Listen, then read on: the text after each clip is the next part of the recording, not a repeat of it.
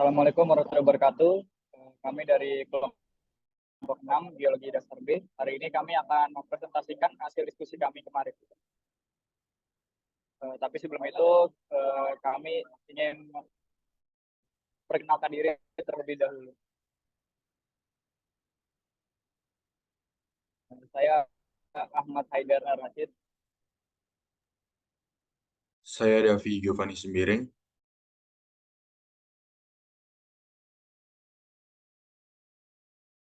Saya Ahmad Raka Mula Putra. Dan saya Amirul Ikhwan.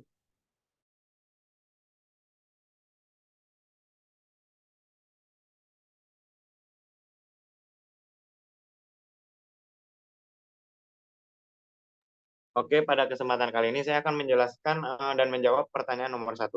Jadi pada pertanyaan nomor 1, berdasarkan fosil yang pertama yang pernah ada, kapan kehidupan muncul? Kemudian bagaimana gambaran lingkungan yang mungkin ada pada awal kehidupan?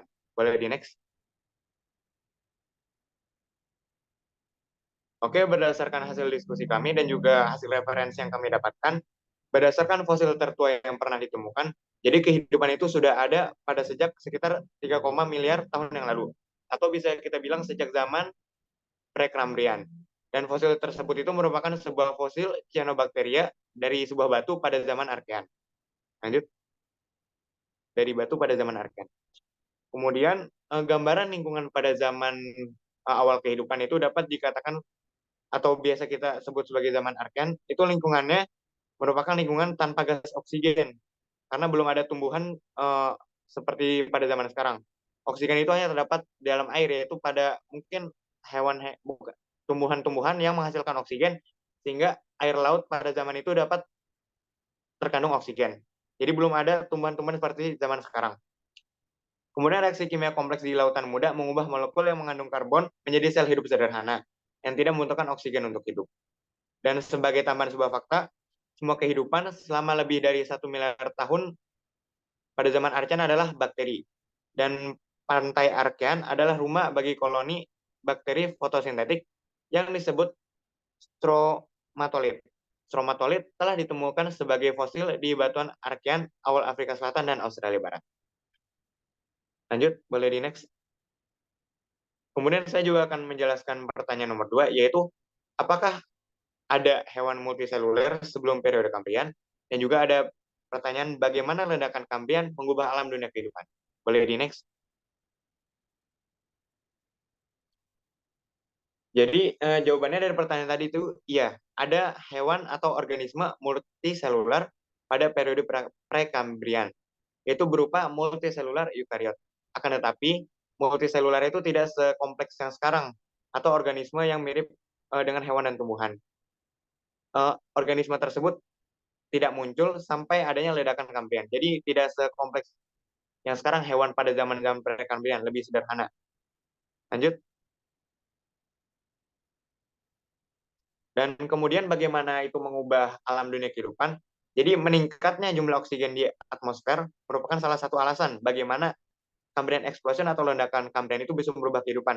Karena dengan meningkatnya jumlah oksigen yang memungkinkan keberadaan hewan besar dan kompleks, kadar oksigen juga mungkin telah memfasilitasi proses metabolisme yang menghasilkan kolagen, bahan penyusun protein yang dimana itu menjadi dasar struktur kelas dalam tubuh, sehingga menjadi membuat hewan yang tadi sederhana itu menjadi lebih kompleks daripada yang sebelumnya yang sederhana itu, sehingga memungkinkan untuk organisme dapat berevolusi. Dan juga kata seorang ahli zoologis yang bernama Andrew Parker, Cambrian explosion itu juga dapat disebut sebagai Big Bang-nya dari biologi. Jadi mungkin itu pertanyaan dan jawaban dari nomor 1 dan 2. Silakan dilanjut.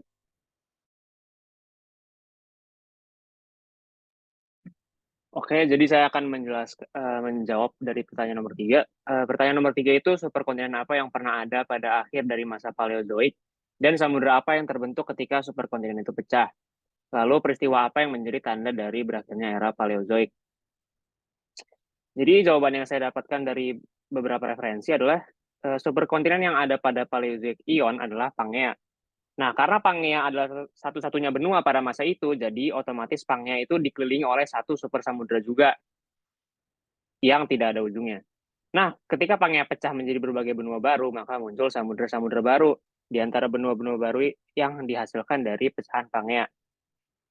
Samudra pertama yang terbentuk dari pecahan Pangea adalah Central Atlantic Ocean atau Samudra Atlantik Tengah yang berada di antara barat laut Afrika dengan Amerika Utara, serta Southwestern Indian Ocean atau Samudra India Barat Daya yang berada di antara Afrika dan Antartika.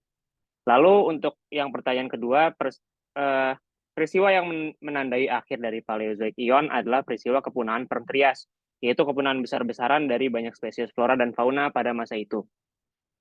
Kepunahan massal ini terjadi karena pada saat itu bumi dipenuhi oleh aktivitas vulkanik sehingga karbon dioksida di atmosfer bumi meningkat secara drastis yang akhirnya merubah pola cuaca di bumi dan pada akhirnya berujung pada kepunahan massal tersebut. Oke, pertanyaan selanjutnya akan dijelaskan oleh teman saya.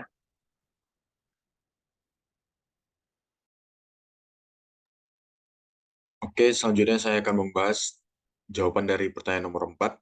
Pertanyaannya adalah bentuk kehidupan seperti apa yang muncul pada zaman Mesozoik dan apa yang menyebabkan kepunahan massal pada akhir Mesozoik. Oke, boleh next. Nah, jadi sebelumnya pada zaman Mesozoik ini atau yang dikenal juga pada zaman es, itu hewan darat yang dominan adalah reptil. Dinosaurus pertama, reptil laut, kadal, dan kura-kura mulai bermunculan. Mamalia muncul selama masa Triasik, tetapi mereka tetap tidak signifikan sampai pesaing mereka dinosaurus punah pada akhir Cretaceous. Nah, jadi zaman Mesozoik ini bermula ketika akhirnya dari zaman Permian, di mana makhluk hidup mengalami kepunahan yang massal, dan setelah dari zaman Permian tersebut, memasuki zaman ini, hewan-hewan yang muncul itu adalah hewan-hewan reptil. Oke, boleh next.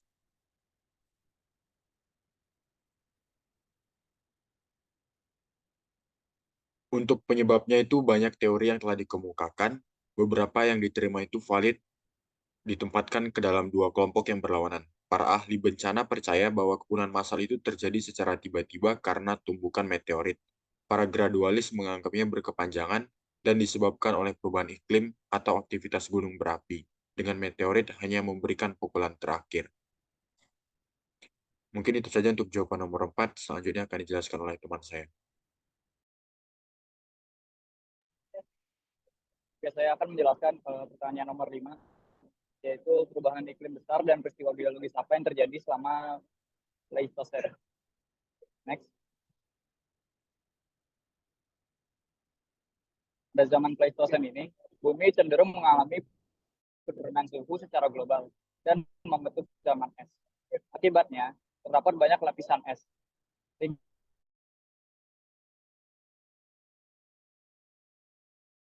Iklim dan pengembangan es besar. Salah satu peristiwa biologis selama Pleistocene adalah kepunahan massal mamalia pada akhir Pleistocene, karena tidak bisa survive dalam kondisi iklim yang ekstrim. Lanjut.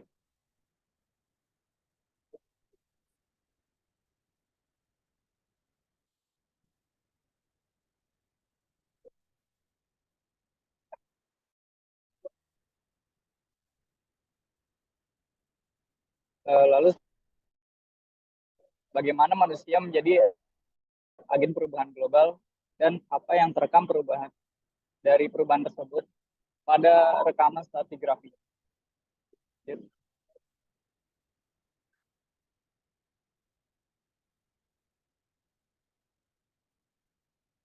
Nah, manusia ini dikatakan sebagai agen perubahan iklim dikarenakan aktivitas yang dilakukan oleh manusia itu sendiri, seperti emisi karbon yang dihasilkan dari aktivitas manusia, seperti berkendara sehari-hari, penggunaan plastik yang tidak terkontrol, dapat juga seperti pembukaan yang dilakukan oleh manusia, sehingga dapat menyebabkan perubahan iklim.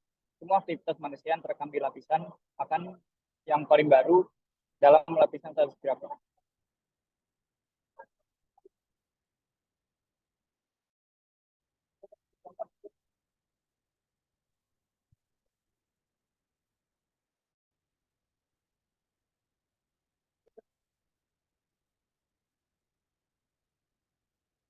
Nah, seperti kita bisa lihat di sini, contohnya seperti gambar di samping. Nah, ini adalah penghapusan total penutup tanah sebagai akibat dari penggunaan hutan dan curah hujan yang tinggi.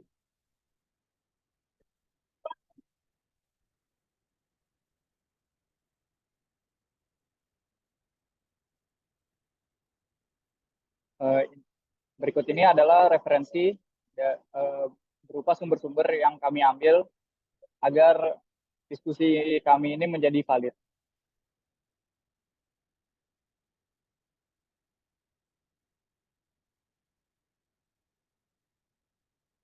Nah, ini juga ada lagi beberapa. Ya, itu saja presentasi dari kami. Terima kasih. Assalamualaikum warahmatullahi wabarakatuh.